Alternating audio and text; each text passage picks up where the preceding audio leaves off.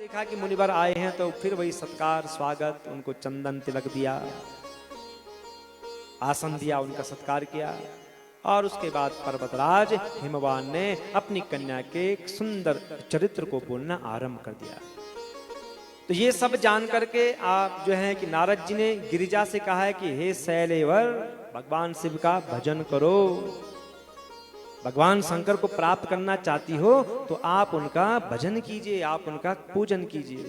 इस प्रकार भगवती पार्वती को उपदेश दे करके और नारद जी वहां से चले जाते हैं। जैसे जा रहे थे तो जो है कि काली ने उनको रोक दिया। हे मुनिवर, मैं आपसे ज्ञान प्राप्त करना चाहती हूँ, आपसे उस मंत्र को प्राप्त करना चाहती हूँ जिससे कि भगवान शंकर शीघ्र प्रसन्न हो जाएं। तो नारद जी कहते हैं, शृणु काली बचो में ही सत्यम वच्मि दयारता, सर्वते हितकरम निर्विकारम सुकामदम। हे काली, मेरी बात को सुनो, मैं तुम्हारे लिए ऐसे वचन कह रहा हूं जो तुम्हारे लिए हितकर होंगे, जो समस्त वस्तुओं को देने वाला होगा। तुमने यहां महादेव जी की सेवा अवश्य की थी, परंतु बिना तपस्या के गर्भ युक्त होकर करी है। तुमने तपस्या नहीं करी है, तुमने केवल भगवान शंकर को देखा है, उनका नाम ही लिया है। और वे महायोगी हैं। उन भक्त वत्सल ने कामदेव को जला करके तुम्हें सकुशल छोड़ दिया है। वे तो कहीं और चले गए हैं, उन्होंने तुमको छोड़ दिया है। इसलिए अब तुम उत्तम तपस्या में निरत रहो, उनकी तपस्या करो और उन माहेश्वर की आराधना करो, और आराधना के द्वारा ही तुम उनको प्राप्त करोगी।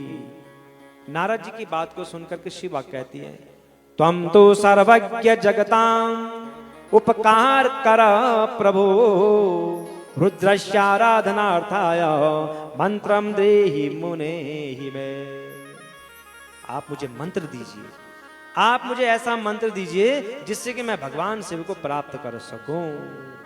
तो पार्वती जी का ये वचन सुन करके मुनि श्रेष्ठ नारद जी ने उनको मंत्र दिया। कौन सा? पंचाक्षर। इसका जप करो आप निरंतर, इसी के जप से तुम भगवान शंकर को प्राप्त करोगे।